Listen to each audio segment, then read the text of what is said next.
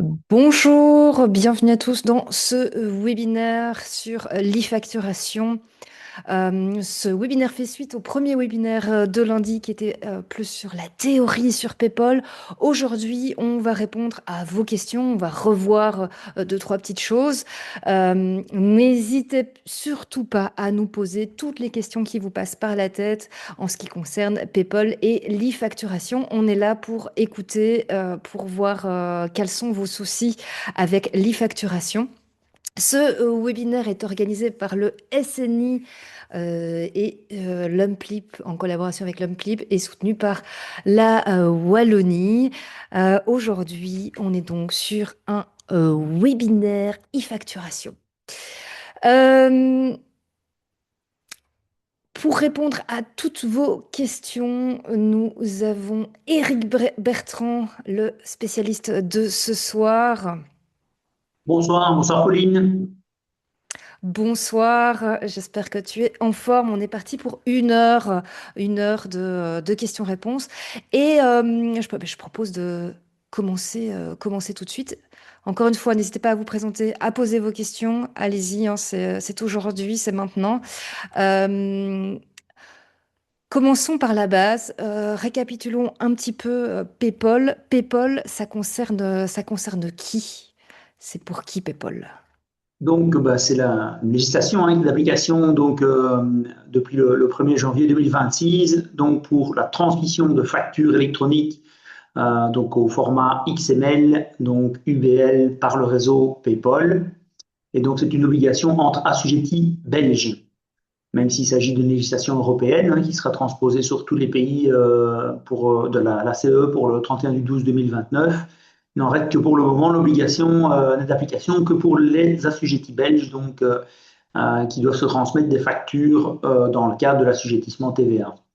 Et donc, obligatoire depuis ce 1er janvier 2026. Et vous risquez donc des amendes depuis ce 1er janvier 2026. Même si tu nous expliquais en lundi qu'ils vont peut-être être un peu plus laxistes ces 3 premiers mois.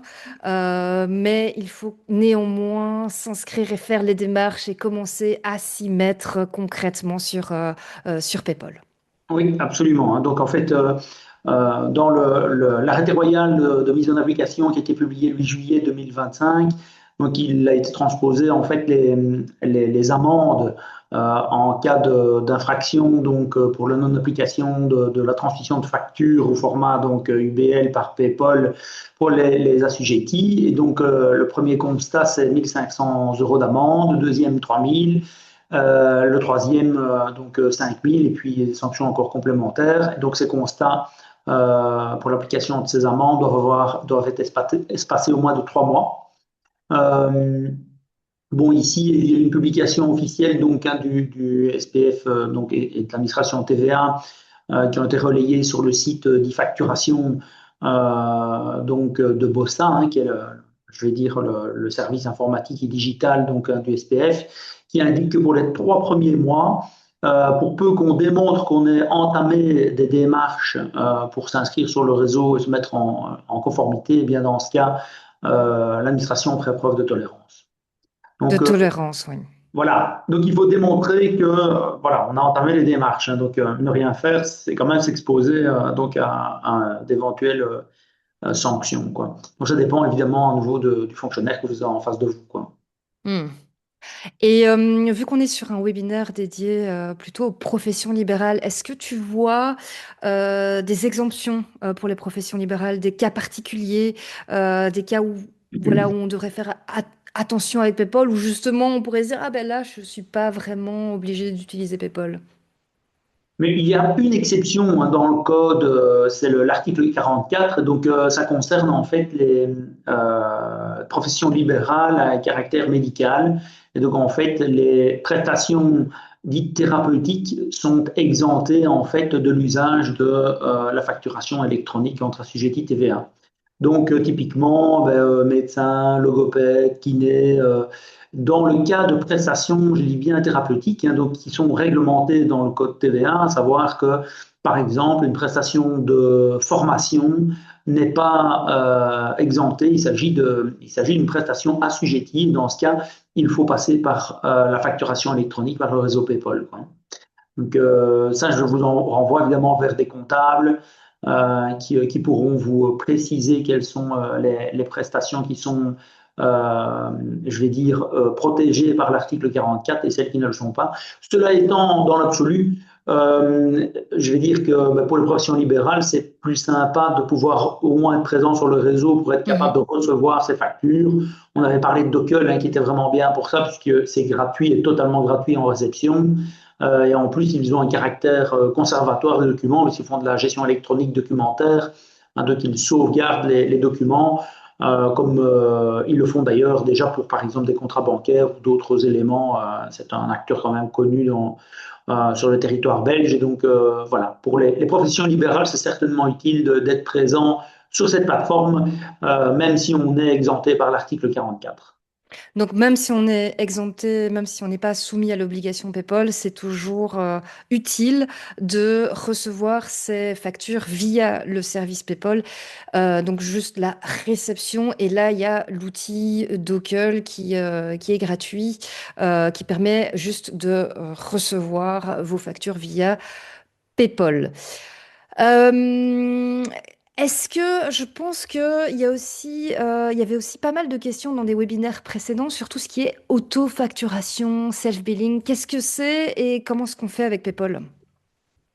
Donc, c'est une particularité en fait dans la facturation. C'est un système de facturation inverse en fait. Donc, l'émetteur de la facture n'est plus le fournisseur, mais c'est le client qui génère une facture d'achat qu'il retransmet donc à son fournisseur. Et donc, typiquement, des cas d'usage, c'est les agriculteurs, hein, qui sont des utilisateurs de la facturation de bordereau. Donc, on a également les chevilleurs marchands de bêtes. Et alors, euh, les librairies qui travaillent avec la Poste, que la Poste pratique l'autofacturation pour la transmission de commissions aux librairies qui stockent et conservent les colis que les gens peuvent venir enlever et d'autres prestations également. Et donc, en fait, dans ce cas, bien, le client doit effectuer une facture qu'elle transmet par PayPal à son fournisseur. Et donc, les deux doivent être présents sur le réseau, doivent être présents sur le réseau avec une qualité indiquant qu'ils sont capables d'émettre et ou de recevoir des factures, des autofactures. Et dans ce cas, eh bien, elles seront comptabilisées automatiquement et la comptabilisation pourra se faire avec l'assujettissement à la TVA comme elle se doit, quoi, en fait, dans un cas comme celui-là. Voilà. Donc, c'est la facture inversée. Donc, c'est ce qu'on appelle aussi la facturation de bordereau, quoi, en fait. Ok, donc trois noms pour une même chose. Oui, tout à fait. Et en réalité, c'est beaucoup plus pratiqué qu'on ne le pense, Mhm. puisque la génération de ces autofactures sont souvent, enfin, étaient souvent faites par les comptables à la clôture. Et donc là, maintenant, elles doivent être faites au fur et à mesure, et les deux parties doivent se les échanger par le réseau PayPal au fur et à mesure de leur émission, quoi. Mhm. Donc, il y a quand même Alors, un changement. Voilà. je vois que d'autres personnes nous ont rejoints. N'hésitez pas à vous présenter dans le chat, à nous dire ce que vous utilisez comme outil actuellement pour PayPal, à nous dire si vous êtes satisfait, si vous pensez changer, si voilà, est-ce que vous savez si vous êtes inscrit sur PayPal. Dites-nous tout dans le chat et on verra aussi comment nous on peut vous aider. Posez vos questions, on va essayer d'y répondre aujourd'hui pendant cette heure de webinaire. Qu'est-ce qui se passe si moi je suis inscrit sur PayPal, mais mes fournisseurs ne sont eux pas inscrits sur PayPal. Mes fournisseurs, mes clients ne sont pas sur PayPal. Oui. Qu'est-ce qui se passe à ce moment-là? Donc, allez, je veux dire deux axes de réponse, un juridique et un Mhm. autre pratique, business, je vais dire. Donc, d'un point de vue juridique, vous n'êtes pas responsable d'une infraction qu'un tiers pourrait commettre. Donc, si vous êtes fournisseur, vous voulez envoyer une facture à un client et ce client n'est pas sur le réseau PayPal, eh bien, vous avez le loisir de lui transmettre cette facture par le moyen que vous jugez utile, par email, par la poste, en main propre ou que sais-je d'autre. Et donc, le fait de ne pas être sur le réseau PayPal n'enlève rien à l'éligibilité de la créance. Donc, indépendamment du vecteur que vous utilisez pour envoyer vos factures, toutes les législations d'application en matière de code TVA ou en matière fiscale ou en matière de recouvrement de créances restent d'application.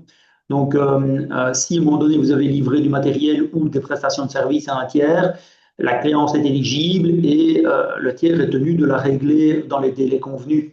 Et à partir de là, si lui n'est pas sur le réseau PayPal et que vous transmettez cette facture par un autre moyen, eh bien, il est tenu de la régler dans les délais convenus. Et cela étant, ce tiers s'expose alors à éventuellement je dirais une amende pour une application de législation donc sur la facturation électronique sur le réseau PayPal.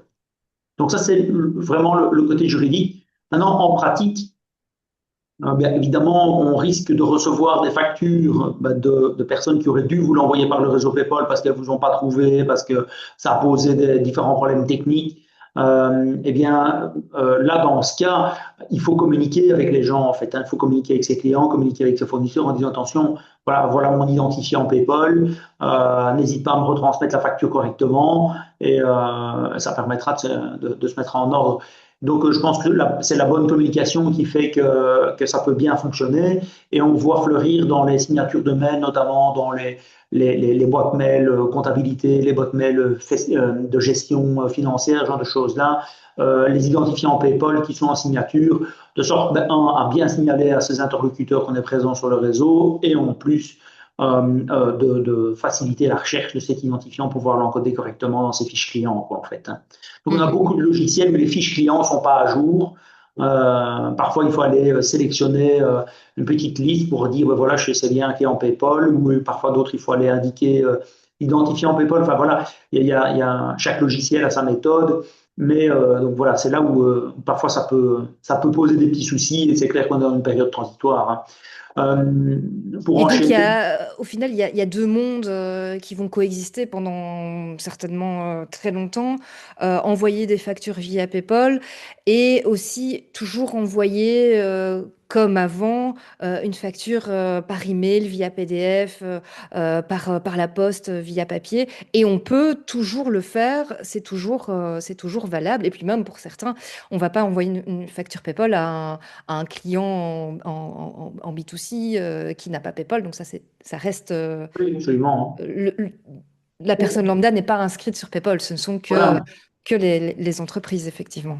On peut prendre par exemple le cas d'un cuisiniste. On va voir un cuisiniste qui va vendre des cuisines à des professionnels et il va vendre également des cuisines à un particulier. Ce qui se passe, c'est que pour les questions de garantie, il émet des factures à l'un comme à l'autre. Et bien donc pour ses clients professionnels, il passera par PayPal et dans son facturier, à la suite de la numérotation, il y a certaines factures où ça passera par une impression ou un envoi par email, comme ça se pratiquait avant, quoi. Donc les deux peuvent cohabiter pour peu que les différents parties soient d'accord et puis aussi que ce soit possible. Hein. Donc Mhm. il y a le fait d'être assujetti ou non, il y a le fait d'être présent sur le réseau, il y a le fait aussi de communiquer ou de faire des factures à un moment donné vers des clients étrangers hein, où ce n'est pas non plus obligatoire, quoi. Hmm. Bien que ce soit possible. Hein. Et donc, ça pose pas de problème. Tu parlais aussi le suivi des factures avec il faut toujours que les factures se suivent au niveau des chiffres, etc. Tout ça, les outils le font correctement ou alors on doit nous-mêmes vérifier, faire une facture avec PayPal et puis faire une facture dans un autre outil pour envoyer à la main, etc. Ou comment ça se passe Donc, dans la concrètement? majorité des outils, en fait, on utilise le même facturier pour émettre ces factures Hmm. PayPal et ces factures non PayPal. Bien que ce soit possible d'avoir plusieurs journaux de facturation, mais c'est clair qu'il est plus pratique de se limiter à un seul journal de facturation de vente dans lequel on fait cohabiter les différents types de factures. Donc, en pratique, tous les logiciels en général le permettent, ça ne pose pas de problème, quoi, en fait. Ok, donc la première étape, c'est de s'inscrire via son logiciel. Et après, normalement, à partir de là, on sait tout faire, quoi. Oui, on sait tout faire pour peu qu'on configure justement ces fiches clients correctement, comme je le disais tout à l'heure. Mhm. Est-ce que mon client a bien son numéro de TVA encodé dans sa fiche? Est-ce qu'il est bien présent sur PayPal? Auquel cas, j'ai peut-être une case à cocher ou un petit sélecteur à activer. Et euh, Ça dans, dépend d'un logiciel à l'autre, quoi. ouais, dans ce cas, je suis prêt, quoi. À partir du moment où j'ai fait cette démarche. Alors bon, ce qui se passe, c'est que vous aurez également des fiches encore à mettre à jour dans le futur. Ici, Mhm. on a grosso modo entre 15 et 20% des assujettis TVA qui ne sont pas encore sur le réseau aujourd'hui. Et donc, en fait, il y en a certains qu'il va falloir activer dans vos logiciels au fur et à mesure du temps, au fur et à mesure de leur inscription sur le réseau. Comment on sait si quelqu'un est inscrit sur PayPal? Il y a des outils pour ça qui sont disponibles sur Internet. Et donc, ces différents outils sont présents avec notamment, par exemple, PayPal Check. Et donc, PayPal Check, eh bien, vous pouvez donc indiquer un numéro de TVA et lancer une recherche. Et il va vous trouver des informations avec les identifiants PayPal. Donc, ceci, c'est un identifiant PayPal.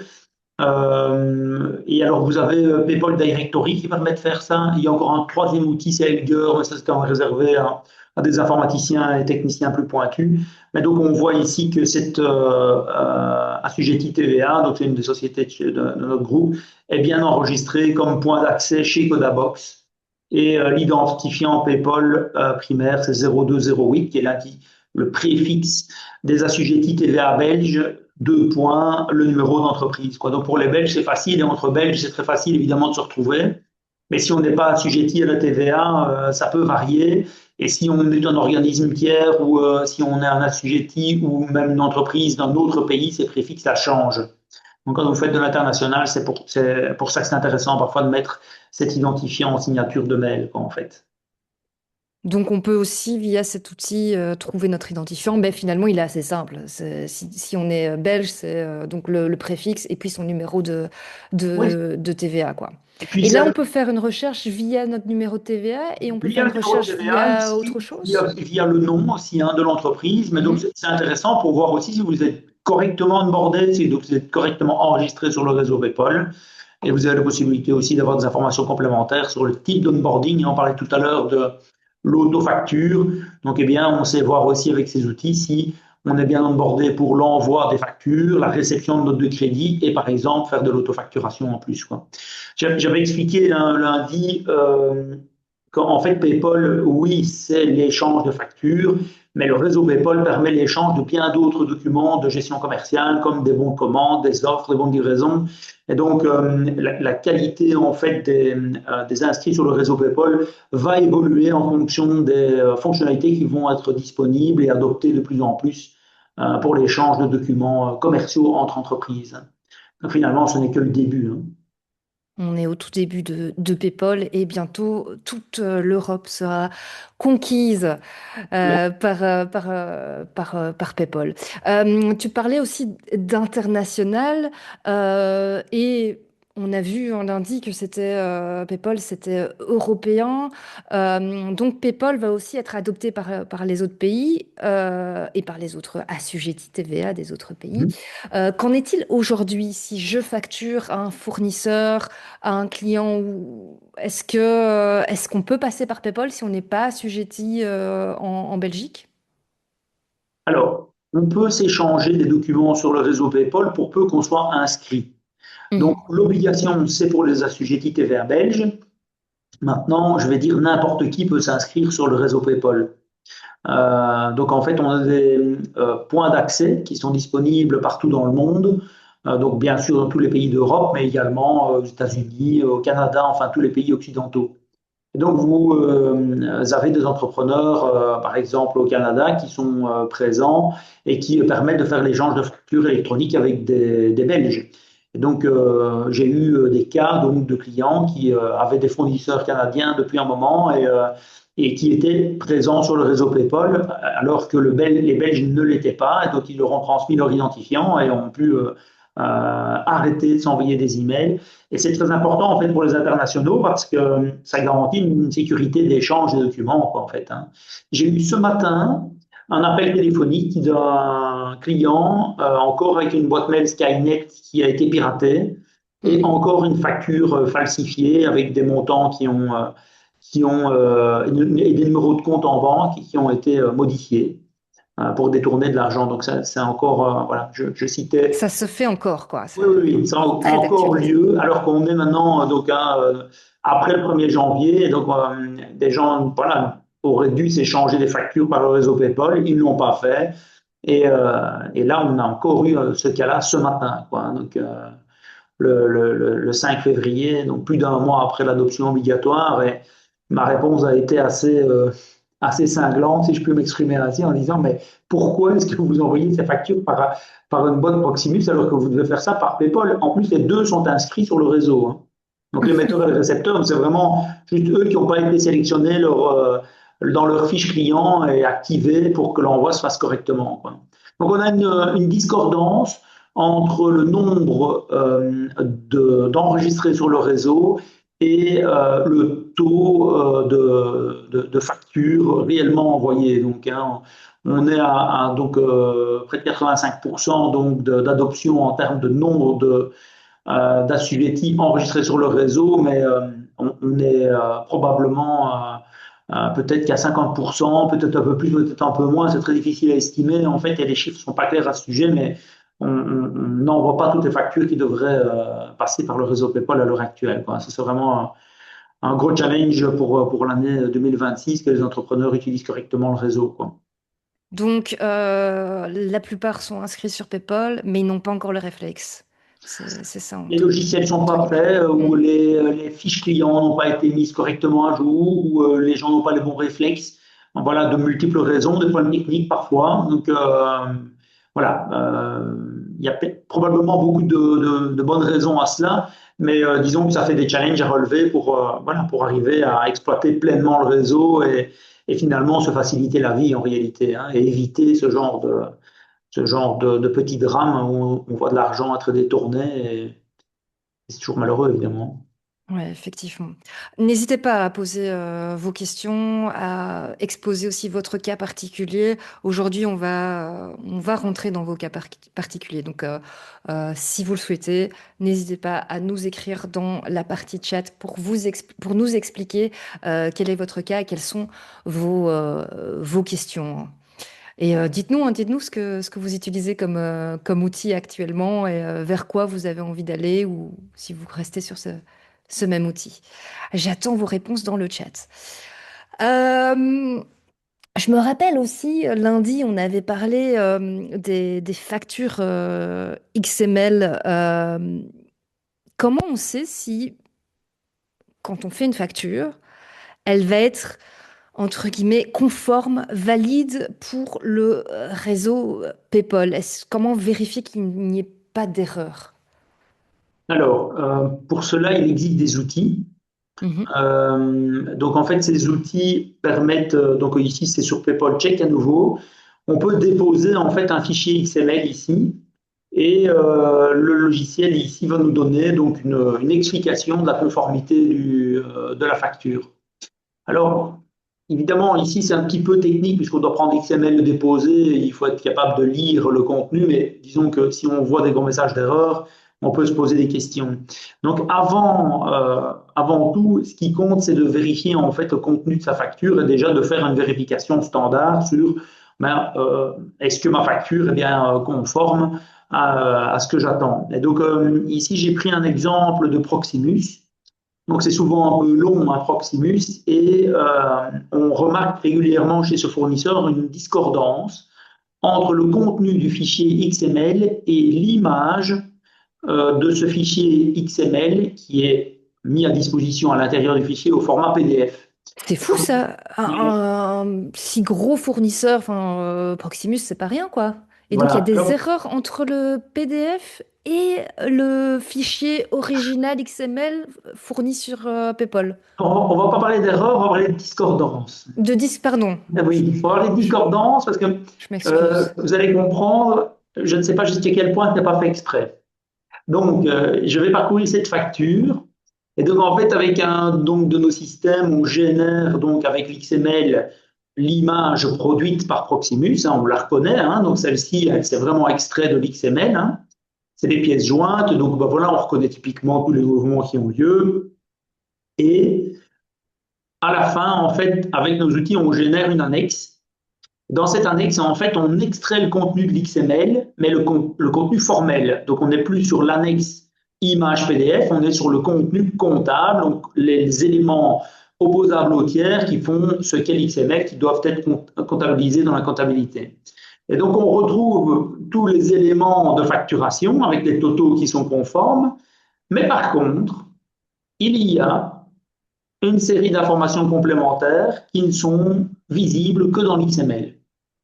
Et donc, si vous avez des Donc, logiciels, il n'y a pas d'erreur sur les alors chiffres, quoi. ici, dans ce cas-ci, il n'y a pas d'erreur sur les chiffres, mais je peux vous en montrer d'autres où il y a Hmm. une erreur, hein. Et donc, le PDF, donc l'image de l'annexe qui est inclus dans l'XML, diverge par rapport donc au contenu de l'XML proprement dit, et c'est le contenu de l'XML qui est probant, hein. Donc ça, c'est un peu embêtant quand même pour le contrôle de ces factures. Et donc ici, dans ce cas-ci, ben, on a des éléments en rapport, par exemple, avec voilà, des conditions générales, et par exemple, dans Proximus, en octobre ou en novembre, je ne sais plus, ils ont transmis sous ce format-ci les éléments d'indexation 2026, quoi. Et donc, en fait, dans le format graphique, ce n'était pas visible, mais dans allez, les petits caractères cachés de l'XML, c'était bien visible. Et donc, cette divergence entre le PDF que l'on voit et le contenu formel de l'XML est quand même problématique, surtout dans cette période où les logiciels ont été modifiés, adaptés par des informaticiens, et où il peut se produire des petits bugs, des erreurs, ou même des opérations volontaires pour, je ne vais pas dire dissimuler de l'information, mais en tout cas l'information qu'il estime être secondaire, eh bien, qui peut être cachée en commentaire, en annexe, quoi. Donc ici, il y a des outils qui existent donc pour exploiter, explorer, je vais dire, le contenu des XML je vais dire, en avoir une lisibilité ou une vue plus complète que l'annexe qu'ils mettent à disposition. Ça pose également un problème dans certains programmes de comptabilité où des programmes de compta eux, vont extraire les totaux, faire une proposition d'imputation, mais ne pas traiter les lignes articles ni les annexes textes comme celle-ci, ou ni même faire une corrélation entre le total de l'annexe en PDF et le total réel de l'XML, quoi.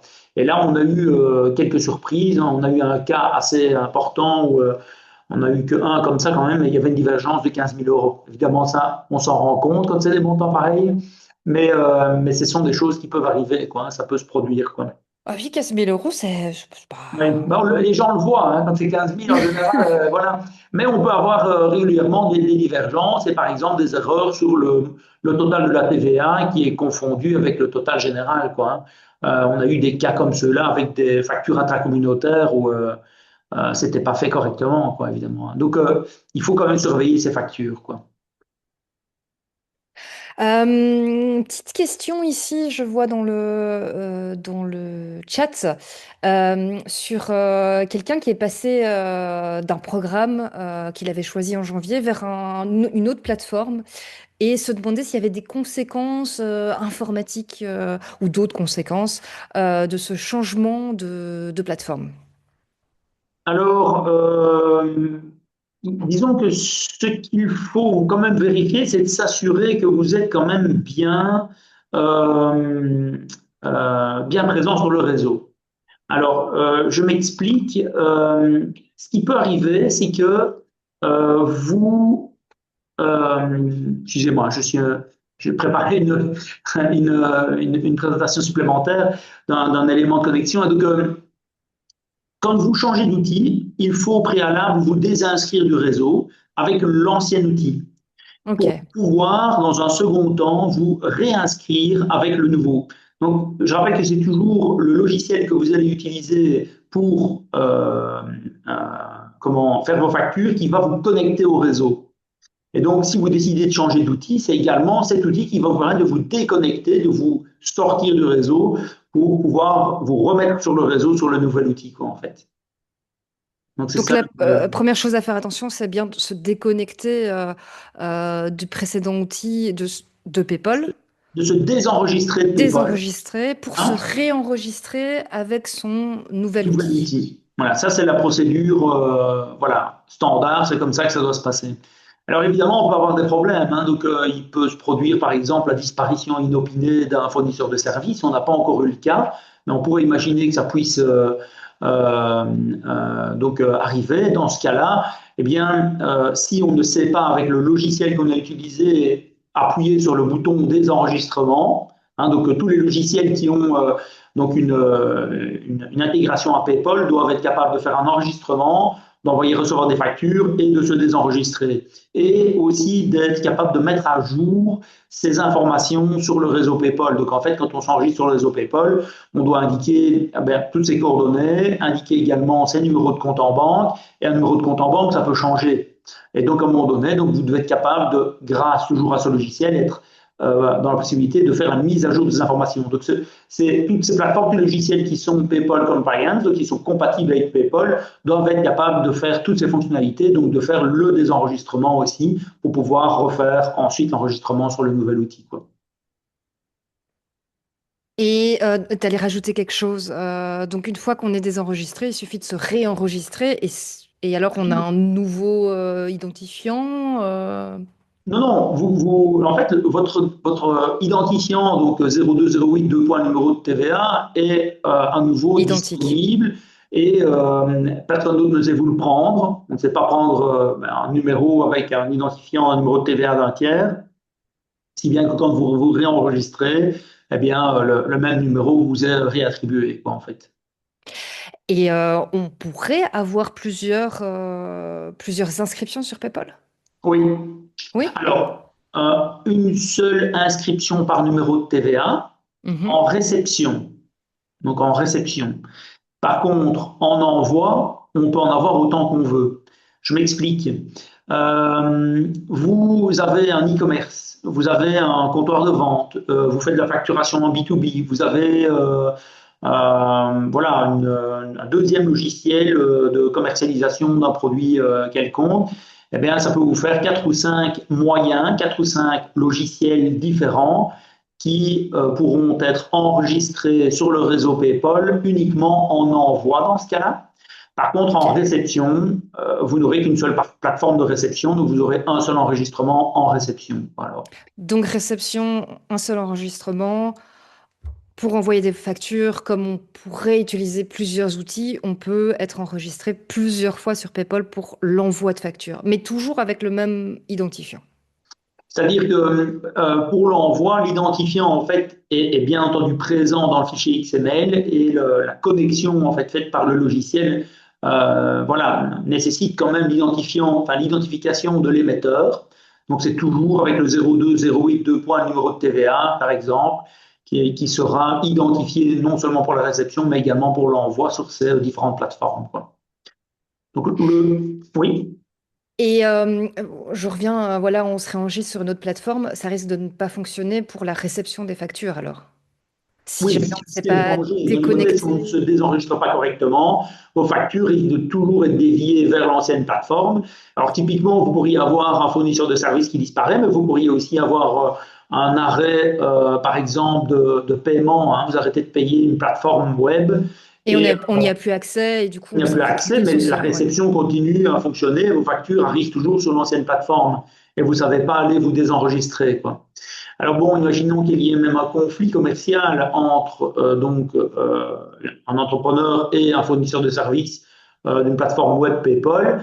Eh bien, vous pouvez en plus avoir accès à OpenPayPal, à support@openpaypal.org pour leur demander, moyennant une procédure voilà, plus complexe et des questions d'identification, leur demander donc de supprimer votre enregistrement sur le réseau PayPal de sorte à pouvoir vous réenregistrer ultérieurement, quoi. Ok, donc il y a moyen de ne plus passer par l'ancien fournisseur pour se Ouais. désenregistrer, mais c'est plus compliqué. Ouais, c'est-à-dire que, bon, allez, en pratique, c'est mieux de faire appel à des informaticiens de gestion pour s'en occuper comme nous, quoi, en fait, hein. Mhm. Voilà, on a les contacts, on Et sait identifier les personnes, c'est quand même plus. Parce que, bon, voilà, il y a une question de confiance aussi qui se pose à ce moment-là. on peut demander à notre fournisseur actuel de faire le désenregistrement pour le faire le réenregistrement ou ça peut se A faire ça? priori, oui, mais donc on est dans un cadre de bonne relation commerciale, quoi. Mhm. Voilà. Le problème, c'est le défaut de paiement, par exemple. Là, ça peut se Ouais. compliquer, évidemment. Alors, je vois qu'on nous repose quand même la question. Donc, je récapitule, tu me dis si je me trompe, hein, Eric. Oui, On a un numéro de TVA. On ne peut recevoir que par un seul point d'entrée les factures via PayPal, mais on peut, par contre, avec un même numéro de TVA, envoyer via plusieurs logiciels des factures via PayPal. C'est oui, bien ça. absolument. Ou par exemple, avec un e-commerce ou avec je ne sais quelle autre plateforme voilà, Mhm. de liaison. Oui, oui, absolument. Donc, ouais, tout ça, c'est possible. Tu voulais rajouter quelque chose juste avant que je pose ma question? Je Ça m'a échappé, Pauline. Désolé. Zut, zut, zut, Oui, zut. voilà. Par contre, quand on utilise des logiciels, et ça on l'avait rappelé la fois dernière, lundi, il y a le côté PayPal, mais il y a aussi les données qu'il faut Oui, pouvoir récupérer, sauvegarder, remettre ailleurs, remettre sur son nouveau logiciel, etc. Donc ça aussi c'est un point quand même important à peut-être à rappeler, même si on oui, sort un peu de PayPal concrètement.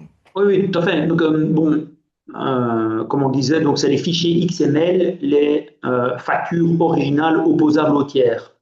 Donc, il n'y a que un seul original, hein, c'est dans le code TVA. Donc, si on vous envoie une facture par PDF et qu'il n'y a que ça comme original, ben, c'est ce document qui est l'original.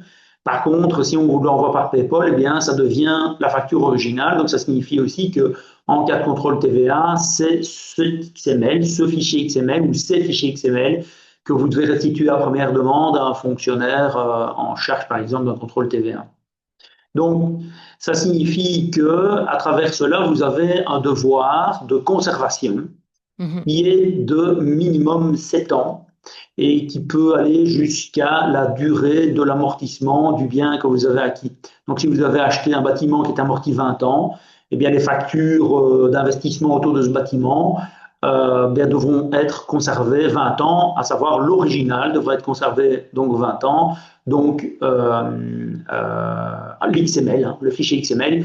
Alors, la bonne pratique, c'est d'être capable de savoir où sont ces données, où sont ces fichiers XML, si on les héberge sur un cloud ou ce genre de choses-là, ou sur une plateforme web, c'est d'être à même aussi de pouvoir les récupérer, de pouvoir les télécharger, faire une copie de sécurité. Donc on parlait de changer de fournisseur de service ou de transférer son applicatif.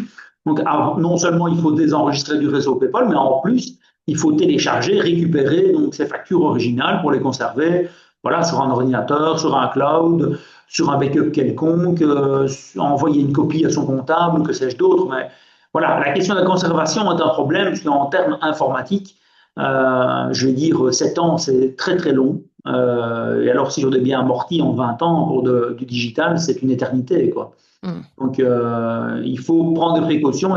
Oui, cette question de conservation est un devoir. C'est pour ça que on parlait des professions libérales et donc notamment des articles 44. La question de la conservation des factures aussi est une obligation qui incombe à ces praticiens, à ces professions libérales. Et donc, un moyen de les conserver, c'est certainement PayPal à travers Dockel, puisque Dockel a cette vocation de conservation des documents, hein, ils font de la gestion électronique documentaire. Donc c'est aussi quelque chose qu'il faut quand même garder au coin de l'esprit, hein. Avant, on était souverain de ces données en les stockant, en les imprimant dans une farde qu'on mettait dans une armoire. Au feu? Ah non, pardon. Oui, ou noyé en cas de débordement des eaux. Mais hélas, même si vous tentez de restituer une facture qui a été émise par PayPal au format papier, puisque vous auriez pris la précaution d'imprimer, eh bien, ce document ne serait pas valable. Donc, les imprimer des données, donc voilà, un fonctionnaire, c'est pas l'original, quoi. Il n'y a qu'un seul original, et il pourrait requalifier et refuser, quoi. Donc, la Après, conservation, l'original XML, c'est à partir de cette année. Je suppose que les années précédentes, oui, c'est toujours, qu'importe PDF, papier ou quoi. absolument. Donc, ça peut être papier ou PDF. Et donc, si votre original est un papier, donc l'administration a fait, donc, il y a une législation pour ça. Et donc, les documents scannés de ces éléments papier sont acceptables aussi. C'est une particularité, une exception. Donc, tout ce qui est scanné, même si votre original, c'est le format papier, est recevable également, quoi. Voilà. Ok, je rappelle, hein, je vois que Michel nous a posé des petites questions. J'espère qu'il a eu, que ça a été clair pour lui. Et n'hésitez pas à faire comme Michel pour poser vos questions. Mais d'ailleurs, je comprends pas très bien la question là. Ok. J'amortis une maison, qui va s'en occuper?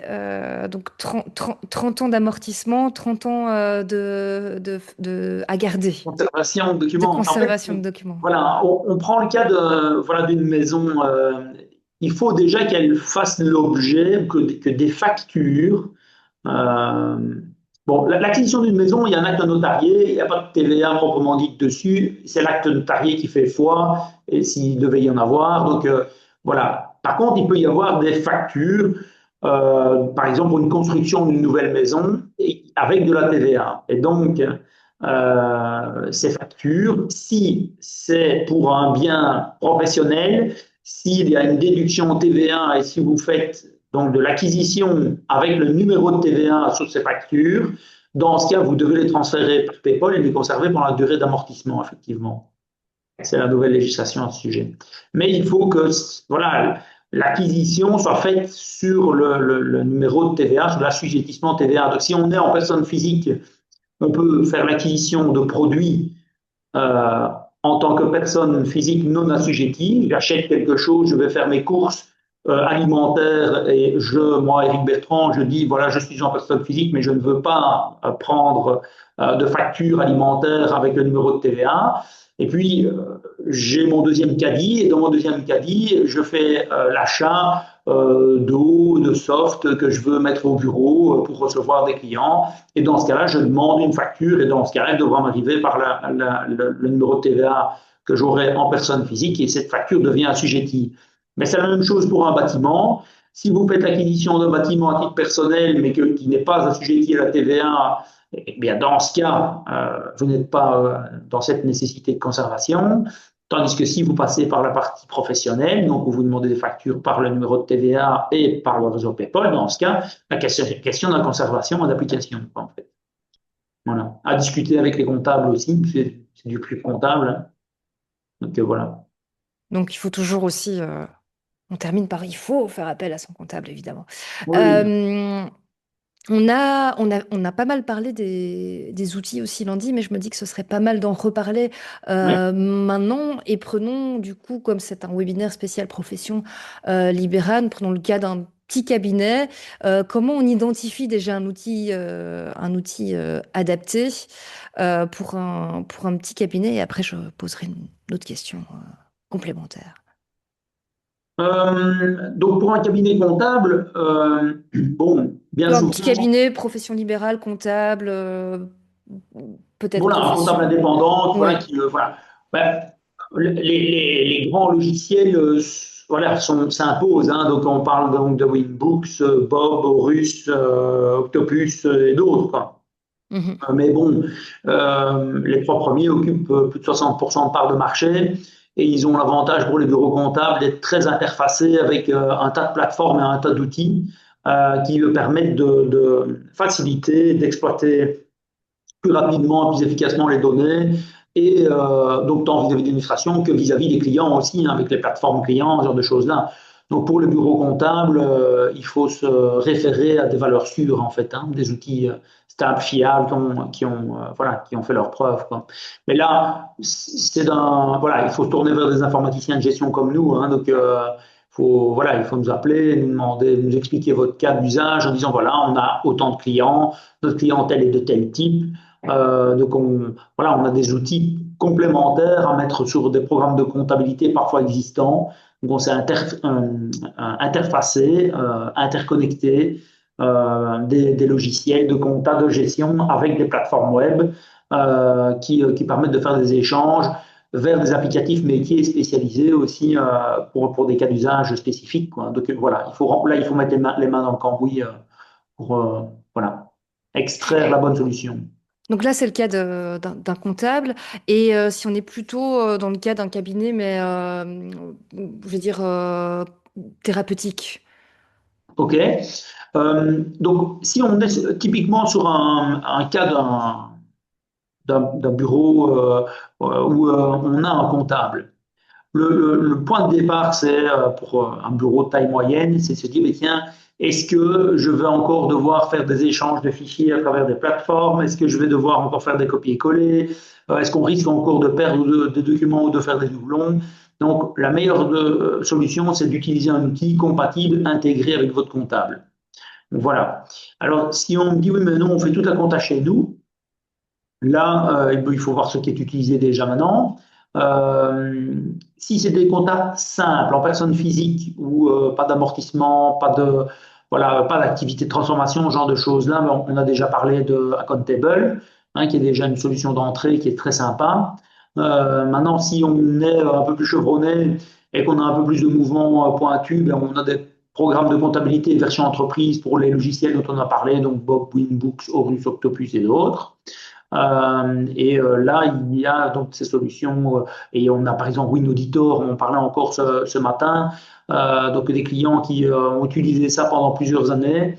Et là maintenant, ben, leur entreprise a pris de l'ampleur et donc on va tout basculer donc sur un Horus Software et on en a eu un autre la semaine dernière, on bascule vers du Winbooks.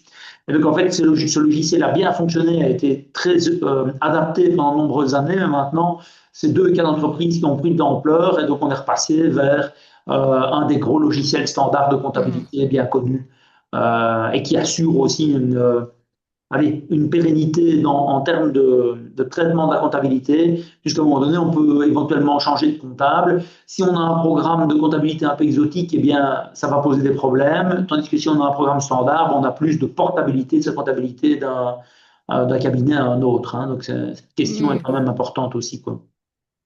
Donc il y a aussi cette possibilité de se dire, je choisis un outil maintenant et si je grandis, si je je m'expanse, je peux toujours basculer vers un autre.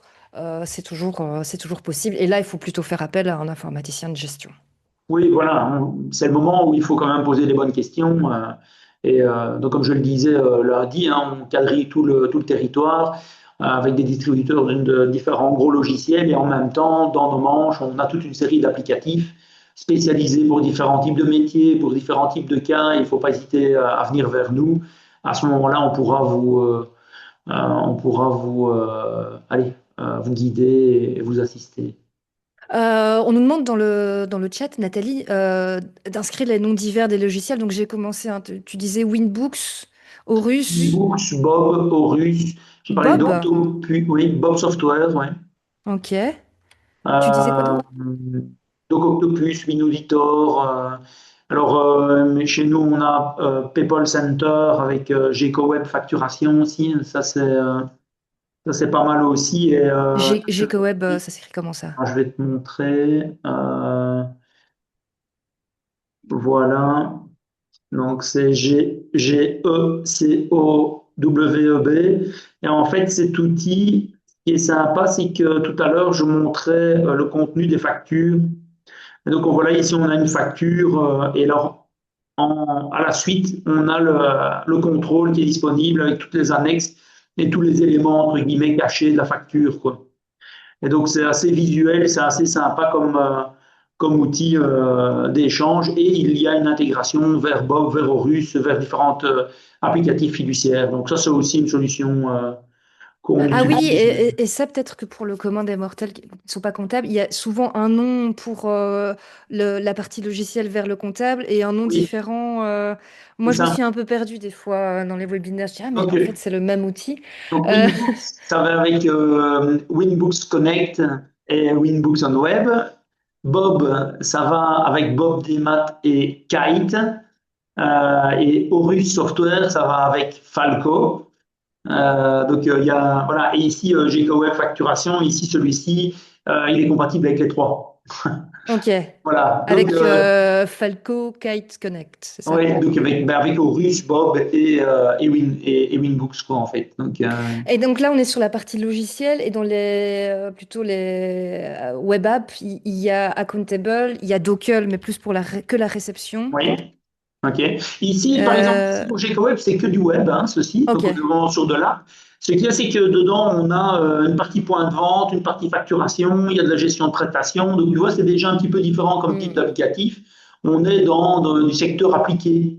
Et donc, ceci, c'est pas mal en fait pour des indépendants qui ont déjà une activité variée de vente, ce genre de choses-là, quoi, en fait. Par contre, les articles 44, eh ben, on les renverra vers Dockel, quoi. Hein, donc, Mhm. profession libérale, quoi, tu vois. Donc, vraiment, chaque plateforme, chaque outil, chaque technologie a voilà, ses avantages et ses inconvénients et donc forcément à son public, quoi.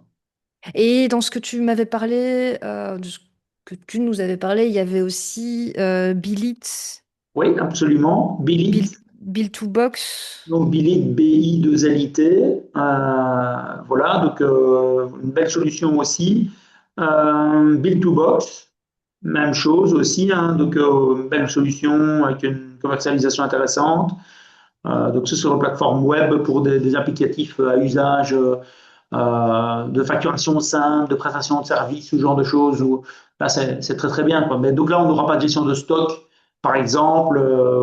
Voilà. Hmm. Oui, là c'est OK. Donc Oui. ça c'est plus pour quelque chose de plus simple ou on Ouais, met facture. voilà, tout ce qu'on vient de discuter ici, c'est des solutions d'entrée, donc indépendants, TPE, avec voilà, des cas d'usage variés. Solution, je note, hein, solution d'entrée, euh, Ouais, indépendant, etc. Et pour des choses plus développées, je veux dire, c'est ce qu'on mentionnait tout à l'heure, quoi. Euh, absolument. hop. Euh,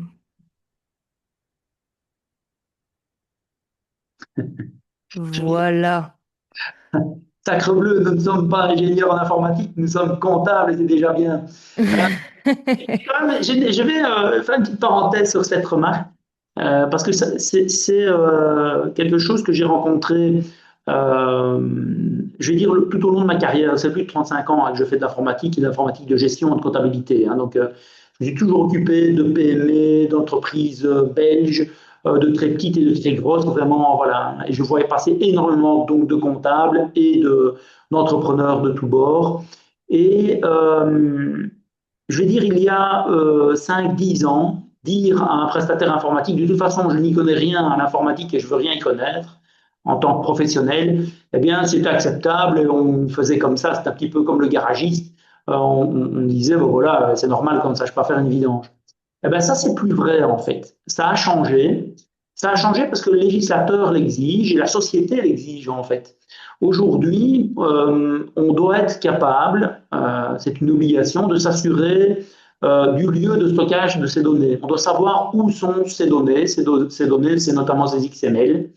On doit être capable de protéger ces données, donc on doit être capable de savoir si sa machine est à jour et est en ordre d'antivirus. Et on doit être capable de renouveler ses mots de passe et de gérer ses mots de passe ou sa double authentification.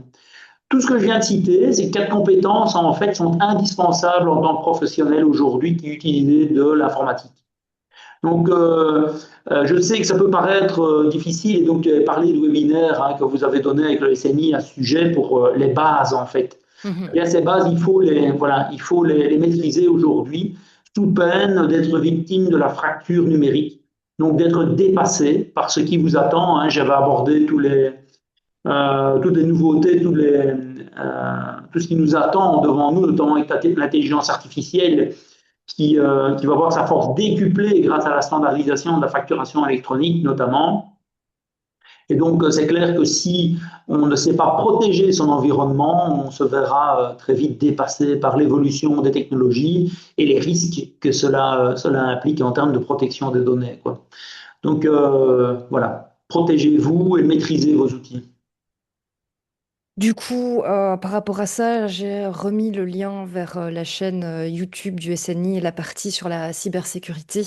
Et aussi, actuellement, il y a le Cyber Challenge où vous pouvez vous inscrire gratuitement et avoir un audit gratuit d'un expert en cybersécurité. Je vous l'ai mis dans le chat, c'est assez intéressant. Et effectivement, aujourd'hui, je pense que on parle beaucoup de fracture numérique et il faut faire le pas d'aller vers plus de digitalisation pour son business, en fait, pour rester actif. Et il y a tout un programme organisé par le SNI, par l'Agence du numérique, qui s'appelle Digital Commerce, hein, où on a fait de nombreux webinaires, où on parlait notamment de cybersécurité, mais aussi de tout ce qui est digital commerce dans sa globalité, au niveau marketing notamment. Donc ça aussi, ça peut vous intéresser. Je vois qu'on touche à la fin de ce webinaire. Je vais vous lancer l'enquête de satisfaction. Donc n'hésitez pas à répondre à cette petite enquête très rapide qui va arriver en pop-up sur votre fenêtre. C'est 8 petites questions. Il suffit de cocher rapidement. Euh, Eric, vu qu'on Oui. approche de la fin de ce webinaire, quels sont tes derniers conseils pour sauter le pas vers PayPal? Donc, si certains d'entre vous ne sont pas encore donc identifiés sur le réseau en tant qu'assujettis TVA, je vais dire précipitez-vous sur une plateforme web comme celle qu'on vous a citée. Si vous ne savez pas laquelle choisir, allez au plus simple, prenez Dockel pour vous identifier, au moins ce sera fait. Comme ça, vous pourrez donc montrer que vous avez fait une démarche vers la mise en conformité, quitte à vous désinscrire, vous réenregistrer ultérieurement. Sur Dockel, ça ne pose aucun problème. Maintenant, pour les exemptés, ceux qui ne savent pas s'ils doivent y aller ou pas, les articles 44, les cas où je suis une SBL, je ne suis pas assujetti, mais j'ai quand même une demande, une pression de la part, voilà, par exemple, de fournisseurs d'électricité, fournisseurs d'eau, ce genre de choses-là. Faites-le également, comme ça vous n'aurez plus à devoir aller vous connecter sur les plateformes de ces fournisseurs pour télécharger vos factures, ce qui est toujours fastidieux. Là, vous les recevrez automatiquement, vous n'aurez plus qu'à les transmettre à votre comptable pour le bilan. Donc, je vais dire, même ceux pour lesquels vous n'êtes, allez, les utilisateurs pour lesquels vous n'êtes pas sûr de devoir y être ou non, faites-le quand même. Mhm. C'est facile, c'est simple, et ça vous permet de mettre le pied à l'étrier à ces technologies et justement de ne pas basculer dans du mauvais côté, je vais dire, de la fracture De numérique. la fracture numérique. Voilà. Tomber dans le trou de la fracture. Ben, merci beaucoup, Eric. J'espère que ça a pu répondre à vos questions. Je vois que ah, on ne sait pas accéder. Pourtant, je vois des gens y répondre. J'espère que vous devez continuer jusqu'à la fin à scroller pour l'enquête de satisfaction, pour répondre à la petite enquête. En tout cas, merci d'avoir été présent et d'avoir interagi avec nous. On espère que ce webinaire vous a été utile et que vous allez sauter le pas et ne pas tomber dans ce trou de la fracture numérique. À la prochaine. Merci Eric, merci à tout le monde et à Merci bientôt. à tous. Au Bonne revoir. soirée. Bonne soirée.